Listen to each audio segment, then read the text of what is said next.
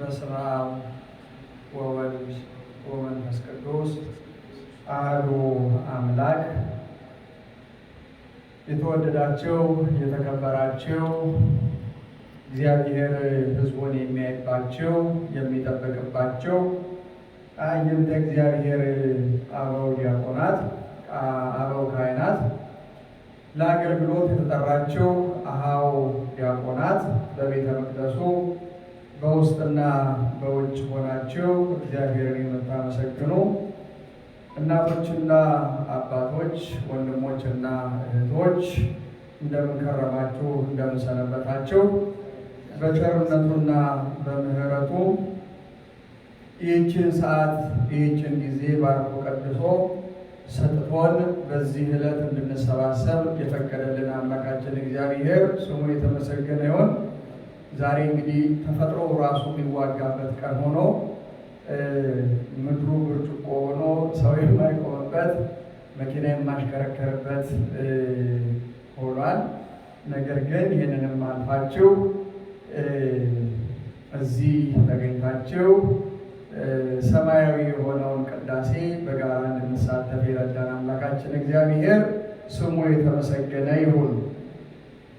እስመ ርእያ አዕይንተየ አድኅኖተከ፣ ዓይኖቼ በሰው ሁሉ ፊት ያዘጋጀኸውን ማዳን አይተዋልና የሚል የመጽሐፍ ቅዱስ ቃልን አንስተን እነጋገራለን። እንግዲህ እኛ አስተርእዮን ወይም ጥምቀትን ጥር 10፣ 11፣ 12 ደግሞ ቃና ዘገሊላ 13 እግዚአብሔር አብን አክብረን ከዛ በኋላ ልብሱም ወደ ቦታው ተመልሷል። ጥምቀትም አልፏል። አሁን ከህሊናችን ጥምቀት ወጥቷል።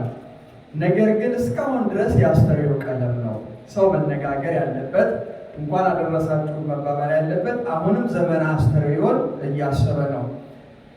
ነገር ግን የቤተ ክርስቲያን ቀለም የቤተ ክርስቲያን ትምህርት ግን አሁንም ድረስ አብይ ጾም እስኪገባ ድረስ ወይም ነነዌ እስኪመጣ ድረስ የአስተርእዮ ቀለም ነው የሚነገረው። ቅድም ዲያቆናቱ ሲዘምሩ እንደሰማችሁት ወአስተርአየ ህሊናሁ ውእቱ የማኑ ወምክሩ ለአብ ያድኅነነ መጽአ፣ የአብ በአብ ህልው ሆኖ የሚኖረው አስተርአየ ህሊናሁ የአብ የባህሪ ህሊናው ውእቱ የማኑ ወምክሩ እርሱ ቀኙ የአብ ምክሩ የሆነ ያድኅነነ መጽአ፣ ወልድን ጌታችን መድኃኒታችን ኢየሱስ ክርስቶስን ምክሮ ለአብ የአብ ምክሩ ወልዱ ለቃል የማኑ ለአብ የአብ ቀኝ እያለ መጽሐፍ ቅዱስ ይገልጸዋል። የማኑ ወምክሩ ለአብ ያድኅነነ መጽአ፣ ያድነን ዘንድ መጣ ብሎ ነግሮናል። ታዲያ የዛሬውን ሰንበት ወንጌሉን ስንመለከተው የሉቃስ ወንጌል ምዕራፍ 2 ቁጥር 21 ላይ ጀምሮ የሚነግረን ቃል ነው። ሳምንት ያስቀደሳችሁ አላችሁ? ሳምንት ያስቀደሳችሁ ስለማን የተነጋገርነው? ሳምንት ስለምንድን ነበር የተነጋገርነው? ስለ ሐናን የተነጋገርነው። አያችሁ፣ በቤተ መቅደስ የመሲሁን ትጠብቅ የነበረች በጣም ያረጀች ሴትን ምስክርነት ነው ያየነው። የሚገርመው ነገር ከዚያው ወንጌል ከሐና ታሪክ አንድ ቁጥር ብቻ ወይም አንድ ምዕራፍ ከፍ ብሎ የምናየው ታሪክን ነው ዛሬ ይህንን የምናየው። ዓይኖቼ በሰው ፊት ሁሉ ያዘጋጀኸውን ማዳን አይተዋልና። ይህንን ቃል ደግሞ የተናገረው ስምዖን ነው። በስምዖን ስም የሚጠሩ በመጽሐፍ ቅዱስ በርካታ ሰዎች አሉ። የያዕቆብ ልጅ ስምዖን ይባላል። ሐዋርያው ቅዱስ ጴጥሮስ ስምዖን ተብሎ ተጠርቷል። ጌታችን ኢየሱስ ክርስቶስን እግሩን በሽቱ ስታጥብ የተገኘችው ያቺ ኃጢአተኛዋ ባለሽቷ ማርያም የተገኘችው ወይም ጌታን ያጠበችው በስምዖን ቤት ውስጥ ነው። እንዲሁ ደግሞ ቀራጭ ሰው አለ። ብዙ ብዙ በስምዖን የሚጠሩ ሰዎች አሉ። ቀነናዊው ቀናተኛው ስምዖን የሚባል እንደገና የጌታን መስቀል የተሸከመው የቀሬና ሰው ቀሬናዊው ስምዖን ይባላል። ለመለየት ቀሬና አገሩ ነው፣ ሊቢያ የሊቢያ ሰው ነው፣ አይሁዳዊ ነው። ነገር ግን ለበዓል ወደ ኢየሩሳሌም ሄዶ ነው ማለት ነው። ሌላው ስምዖን አረጋዊ ነው። አረጋዊው ስምዖን ጸሎተ ነቢያትን የሚጸልይ ሰው አለ። ጸልያችሁ ታውቃላችሁ? የነቢያት ጸሎትን የነቢያት ጸሎት፣ የሙሴ ጸሎት፣ የሐና ጸሎት፣ የዕንባቆም ጸሎት፣ የናሆም ጸሎት፣ የኢሳያስ ጸሎት፣ የእመቤታችን ጸሎት፣ እንዲሁ ደግሞ የስምዖን ጸሎት፣ የዳንኤል ጸሎት፣ የነቢያት ጸሎት ይጸለያል። እሁድ የሚጸለየው ከዳዊት ተከፋፍሎ 150 ሲከፋፈል እሁድ የሚጸለየው ጸሎተ ነቢያት ነው። ጸሎተ ነቢያት ነው። ከነዚያ ውስጥ አንዱ ይሄ ስምዖን የጸለየው ጸሎት ከነቢያት ጸሎት ተደርጎ ይቆጠራል ወይም ይጸለያል ማለት ነው። አሁን ስለ ስምዖን ጥቂት ነገር እንነጋገር። ስምዖን ማን ነው ብለን ስንነጋገር አረጋዊው ስምዖን ጌታችን ኢየሱስ ክርስቶስን ከተወለደ በኋላ ቤተ መቅደስ ያቀፈ ሰው ነው። ለምንድን ነው? ታሪኩ ምንድን ነው? እርሱ የነበረው ጌታችን ኢየሱስ ክርስቶስ ከመወለዱ በፊት የነበረ ሰው ነው። በጥሊሞስ የተባለ ንጉሥ ነገሰ። ዓለምን ሁሉ ይገዛ ነበር ይላል። በእርግጥ ዓለምን የገዛ ታሪክ ንጉሥ በታሪክ የለም። ነገር ግን ይሄ ታላላቅ የሚባሉትን የሮማን ግዛቶች ወይም ይሄ የሮማን ኢምፓየርን አካባቢ ሁሉ ሚድል ኢስት መካከለኛው ምስራቅ ሁሉ ጠቅልሎ ይገዛ የነበረ በጥሊሞስ የተባለ ንጉሥ አለ። በጥሊሞስ ምንድን ነው ያላደረኩት ለስሜ መጠሪያ አለ። ተመልከቱ። ስለዚህ አንድ በጎ ነገር ላድርግ ብሎ አሰበ። ታላላቅ ነገሮችን አድርጓል። በጦር ብርቱ ነው። ነገር ግን ምን ላድርግ ብሎ ሲል በግሪክኛ፣ በዚያ ጊዜ ማህበረሰቡ የሚግባባበት የግሪክኛ ቋንቋ ነው። ታውቃላችሁ፣ እስከ አክሱም ስልጣኔ ድረስ እስከ 4ኛው መቶ ክፍለ ዘመን ድረስ ኢትዮጵያም ራሱ ወደ ሰሜን አካባቢ አንዳንድ የድንጋይ ላይ ጽሑፎች የተገኙ በግሪክኛ ጭምር ነው። በግሪክኛ ሰፊ ተናጋሪ ነበረው ማለት ነው። መጽሐፍቱ ደግሞ የነበሩት በዚያ ጊዜ በዕብራይስጥ ነው። ስለዚህ ከዕብራይስጥ ቅዱሳት መጽሐፍትን ለስሙ ማስጠሪያ ምን አደረገ? ወደ ግሪክኛ ለማስተርጎም አሰበ ማለት ነው። አያችሁ፣ በጎ ሰዎች እንዲህ አይነት ለትውልድ የሚቆይ የሚገርመው ነገር ወደ ግሪክኛ ከተረጎመ በኋላ መጽሐፍ ብዙዎቹ በአይዛብ የዕብራይስጥኛ ኮፒ ኦሪጂናሉ ጠፍቷል። ስለዚህ የትኛው ቀረ ማለት ነው? ብዙ የተረፈው በግሪክኛው። ማን ባስተረጎመው? በጥሊሞስ ባስተረጎመው ማለት ነው። ሰዎች ለመታሰቢያቸው ክፋት አቁመው ይሄዳሉ። ለትውልድ የሚተርፍ ጦርነት አቁመው ይሄዳሉ። የእኛ ደጋግ ነገስታት እንኳን አገር ውስጥ ካቆሙት በላይ ተሻግረው በኢየሩሳሌም ያሉ ገዳማቶች ዛሬ የእኛ የምንላቸው ማን ያቆማቸው? ነገስታት እኮ ናቸው። ለስማቸው መጠሪያ ከሀገራቸው ማክበር ከሀገራቸው አልፎ ተርፎ ጌታ የተቀበረበት ጌታ የተወለደበት ለንግሥተ ነገሥታት ዘውዲቱ ድንበር ተሻግረው ለትውልድ የሚሆን ታሪክን አቆይተውልናል። ለቀደሙት አባቶቻችን እና እናቶቻችን ክብርና ምስጋና ይግባቸው። በጥሊሞስ መጽሐፍትን አስተረጎመ። 70 ሊቃናት 70 ሰዎችን መርጦ መጽሐፍቱን አከፋፈላቸው። በዚህም ጊዜ ስምዖን የትኛው ደረሰው? ትንቢተ ኢሳያስ ደረሰው። ትንቢተ ኢሳያስን ከዕብራይስጥ ወደ ግሪክ ሲተረጉም ምዕራፍ 7 ላይ ቁጥር 14 ሲደርስ ናሁ ድንግል ትጸንስ ወትወልድ ወልደ የሚለውን ያያል። ወትሰምዮ ስሙ አማኑኤል፣ ኖ ድንግል ጸንሳለች ወንድ ልጅ ትወልዳለች ስሙንም አማኑኤል ትለዋለች የሚል ተጻፈ። አሰበና በራሱ አይምሮ ይሄንን ድንግል ትጸንሳለች ብዬ ብጽፍ እንኳን እስራኤላውያን ቀርቶ አሕዛብ እንኳን አይስቁብኝም ወይ? እንዴት ድንግል ትጸንሳለች አለ። ስለዚህ ወለተ ትጸንስ እያለ መጻፍ ጀመረ። ይተኛል፣ ሲነቃ ተፍቆ ድንግል ትጸንስ የሚል ወለት የሚለው ሴት የሚለው እየተፋቀ ድንግል የሚል ይሆንበታል። ሁለተኛም ይፍቃል፣ ሶስተኛም ይፍቃል።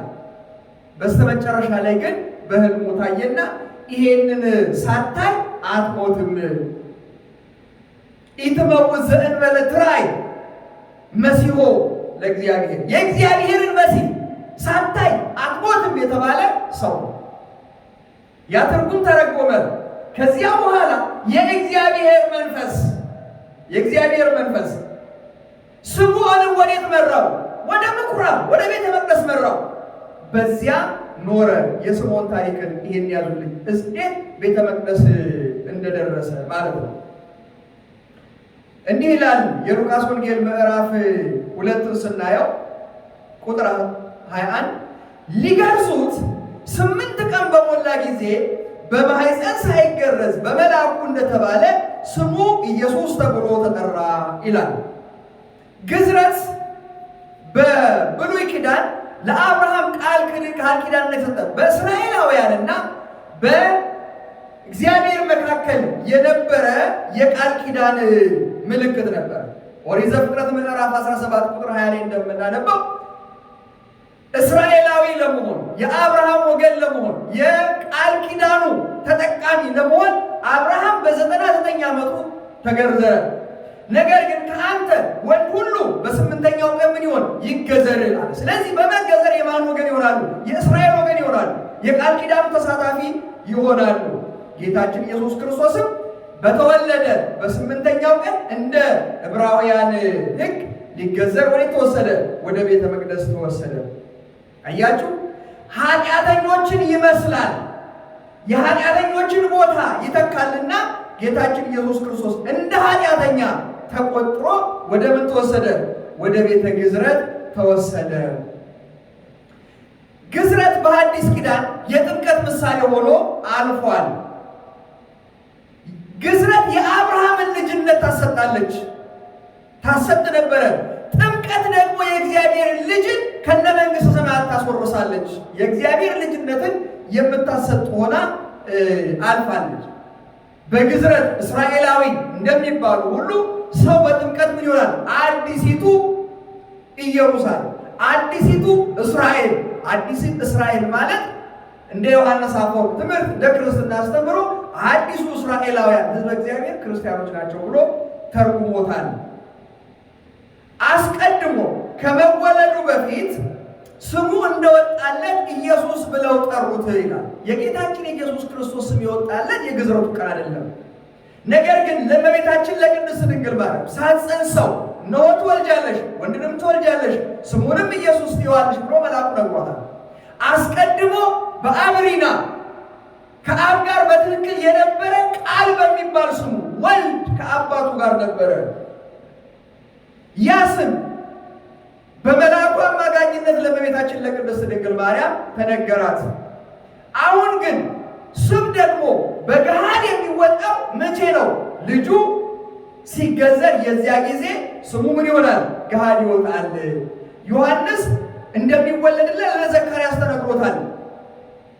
ወንድ ልጅ ይወለድልሃል ተብሏል። ነገር ግን ስሙን ያወጣው መቼ ነው? ሲገዘር ነው። ሲገዘር ስሙን እንዲጽፍ ወረቀት ሲሰጡት በዚያ ጊዜ ዮሐንስ ብሎ ተናገረ፣ አንደበቱ ተፈታ። ስለዚህ ስም የሚወጣው በግዝረት ቀን።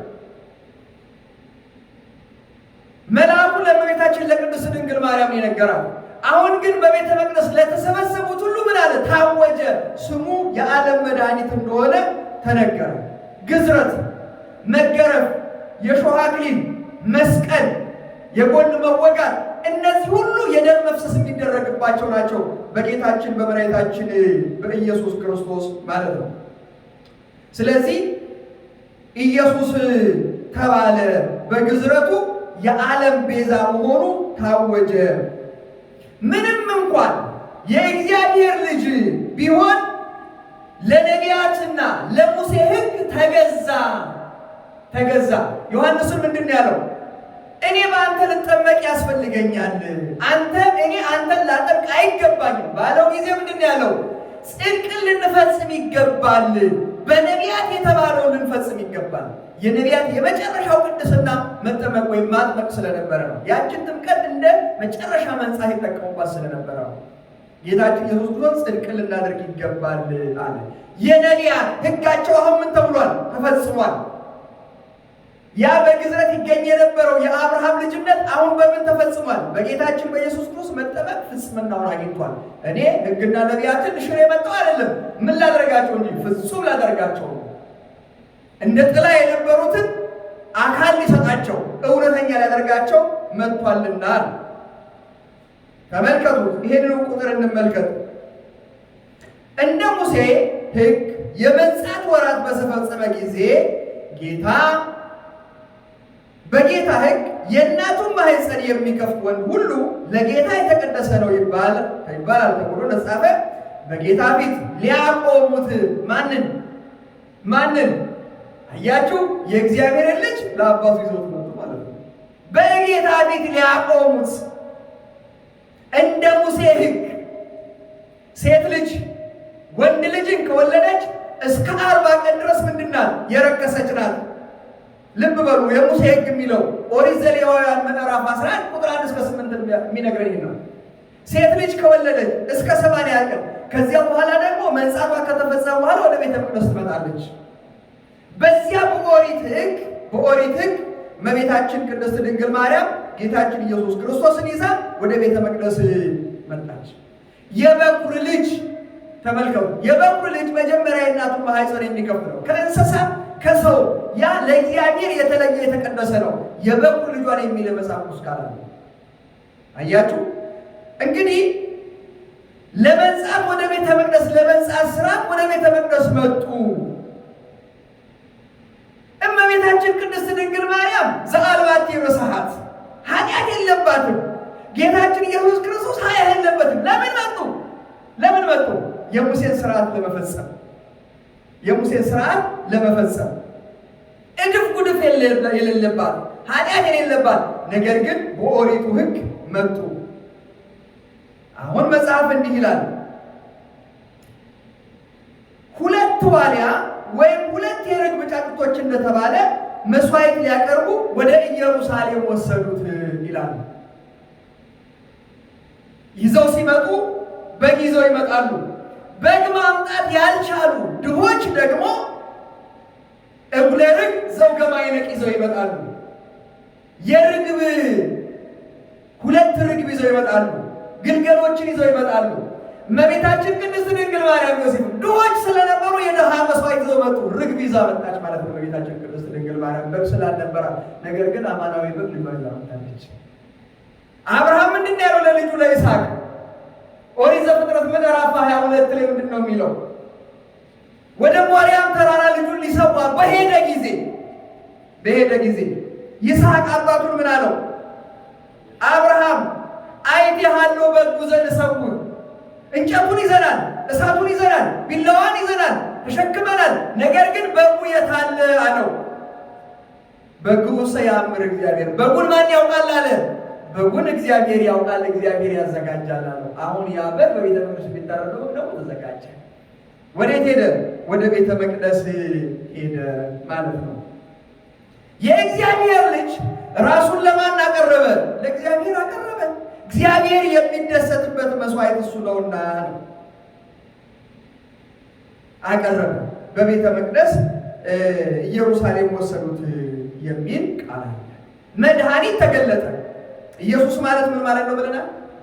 ኢየሱስ ማለት መድኃኒት፣ መድኃኒትነቱ ለዓለም ነው፣ ለኢየሩሳሌም ብቻ አይደለም።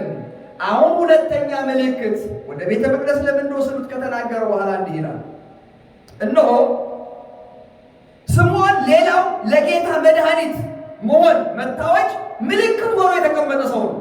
ከዚህ በፊት ሳምንት ሐናን አይተናል። የጌታን መምጣት ለሚጠባበቁ ትናገር ነበር ብሎ የጌታ መምጣት የድህነት መቅረብ ምልክት ነበረች። አሁን ደግሞ ምልክቱ ማን ሆነ? ስምዖን ሆነ። ስምዖን እንዲህ ይላል፣ እነሆ በኢየሩሳሌም ስምዖን የሚሉ ሰው ነበረ። ስምዖን ማለት ሰማዕኒ ሰማኝ ማለት ነው። በኢየሩሳሌም ስምዖን የሚባል ሰው ነበረ። ይህም ሰው የእስራኤል መጽናናት ይጠባበቅ ነበረ አለ። የእስራኤልን ምን ማለት? መጠባበቅ። የእስራኤልን መጽናናት ይጠባበቃል ማለት የእስራኤልን ማዳን ሊያይ ይመኝ ነበረ። ድንግል ጸንሳለች፣ ወንድ ልጅም ትወልዳለች የተባለውን እስኪፈጸም ድረስ ትኖራለህ፣ ኢትመውት ዘእንበለ ትራይ መሲሖ ለእግዚአብሔር ተብሎ ስለነበረ የመሲሑን ማዳን ሳታይ አትሞትም ተብሎ ስለነበረ ያንን ምን ያደርጋል? መጠባበቅ። እንዴት መታደል ነው! ሰው ትንሽ ማመም ሲጀምረው እድሜያችን ገፋ ሲል እግራችንም ወገባችንም ዓይናችንም ጆሮአችንም ሰው የሚያስበው ሞቱ እንደው መቼ ይሆን የሚወስደኝ ይላል። ስምዖን ግን አርጅቶ ይላል። እንደውም የኛ ትርጓሜ እንደ ትኋን ከአልጋ ተጣብቆ ይላል። እንደ ትኋን ከአልጋ ተጣብቆ ተስፋን ያስባል። የማንን መምጣት? የመሲሁን መምጣት ነው የሚያስበው። የመሲሁን መምጣት ያስብ ነበረ። የመሲሁን መምጣት ሳያይ እንደማይሞት ተነግሮ ስለነበረ ነው በቤተ መቅደስ ይጠባበቅ ነበረ። ጻድቅና ትጉህም ነበረ ይላል። ጻድቅ ነው፣ ንጹሕ ሰው ነው፣ እግዚአብሔርን የሚፈልግ ሰው ነው። ትጉህም ነበረ፣ ሰነፍ አይደለም። መጽሐፍትን ያነባል፣ የቤተ መቅደስን ስራ ይሰራ ነበረ። መንፈስ ቅዱስም በእርሱ ላይ ነበረ ይላል። አምላካችን እግዚአብሔር ስሙ የተመሰገነ ነው። ቅዱሳት መጽሐፍትን ከሚያነቡ ሰዎች ጋር እግዚአብሔር አለ። በቤተ መቅደሱ ከሚያገለግሉ ሰዎች ጋር እግዚአብሔር አለ። ተስፋውን ከሚጠብቁት ሰዎች ጋር እግዚአብሔር አለና መንፈስ ቅዱስ በእርሱ ላይ ነበረ። በጌታም የተቀባውን ሳያይ በጌታ ምን ያለውን የተቀባውን ማን ማለት ነው? የተቀባ ማለት ከዚህ ታስተምራችኋለሁ። አቤት የተቀባ የሚለው ክርስቶስን ነው። ተመልከቱት፣ ክርስቶስን የተቀባ መሲህ የሚለው ዕብራይስጥ ነው። አማርኛውም የተቀባ ነው። ዕብራይስጡ መሲህ ነው። ግሪክኛው ምንድን ነው? ክርስቶስ። ስለዚህ በእግዚአብሔር የተቀባውን ሳያይ ሞትን እንዳያይ በመንፈስ ቅዱስ ተረድቶ ነበረ። በመንፈስም ወደ መቅደስ ወጣ ይላል። በምን ወጣ? ወደ ቤተ መቅደስ በመንፈስ ወጣ። ዮሴፍና እመቤታችን ቅድስት ድንግል ማርያም ጌታችን ኢየሱስ ክርስቶስን አቅፎ በ8ኛው ቀን ወደ ቤተ መቅደስ በሄዱ ጊዜ አወቀና ወጣ። ከቤት ወጣና ወረደ፣ ወደ መገዘሪያው ስፍራ ሄደ።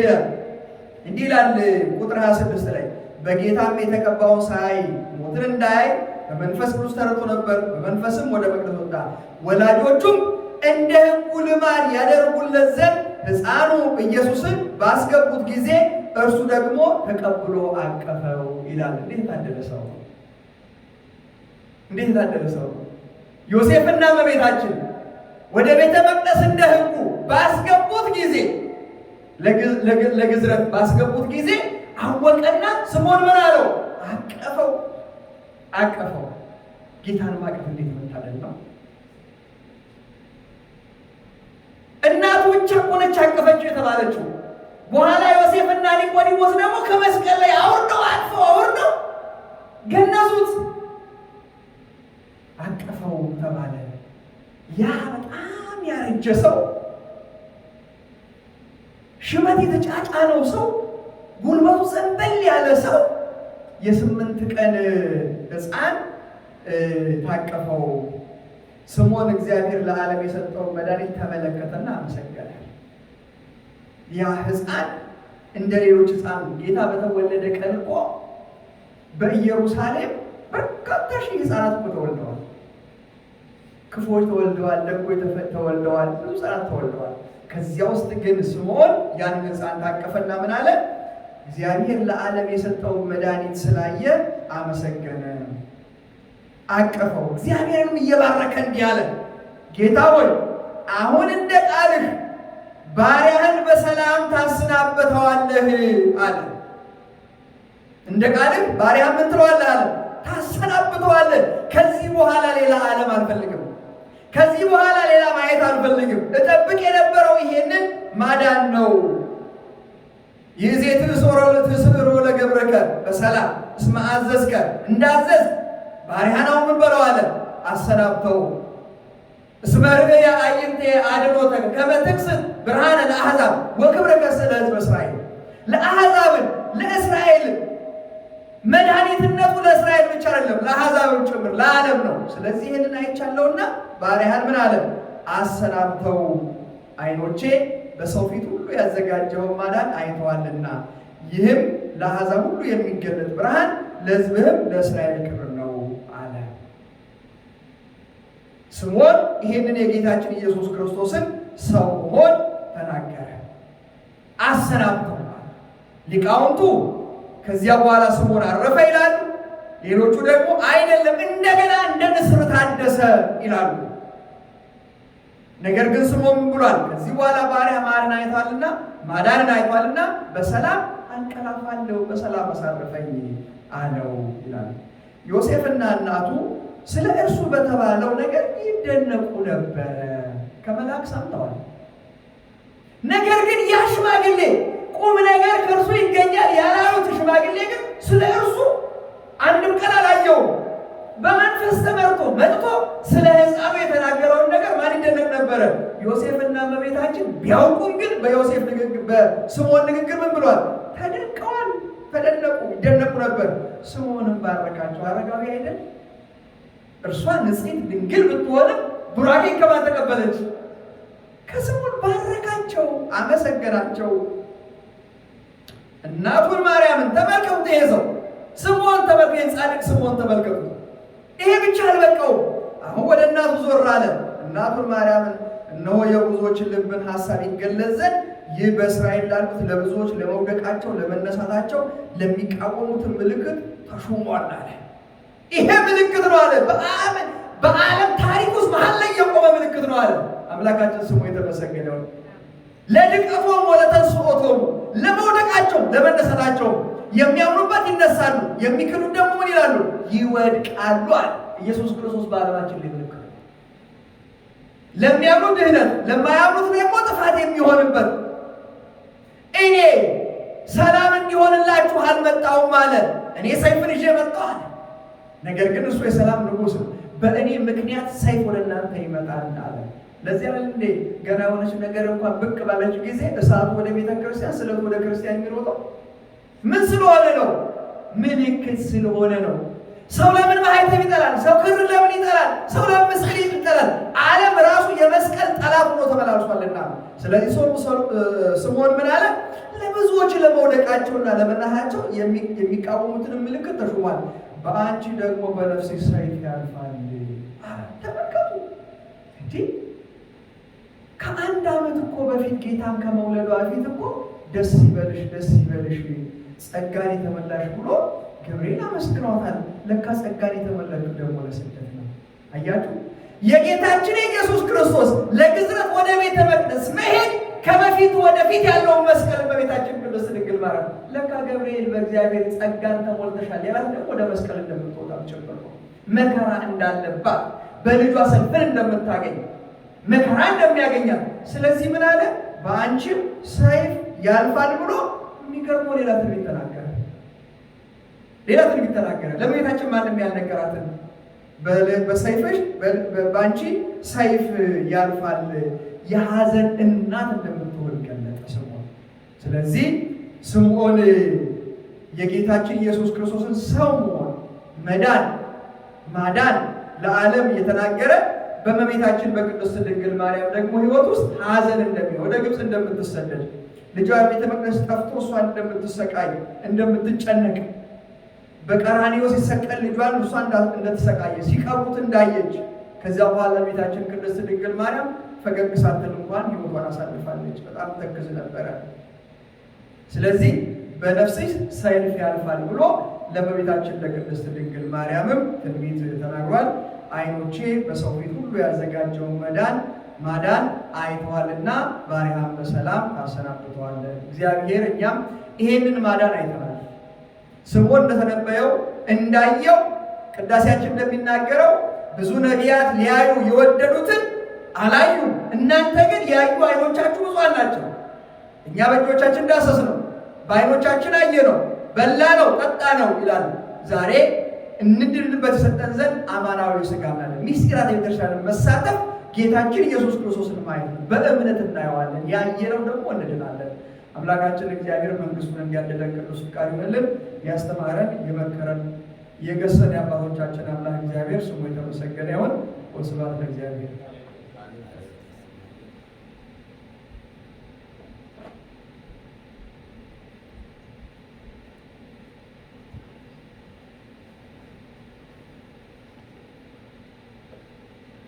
Bye-bye.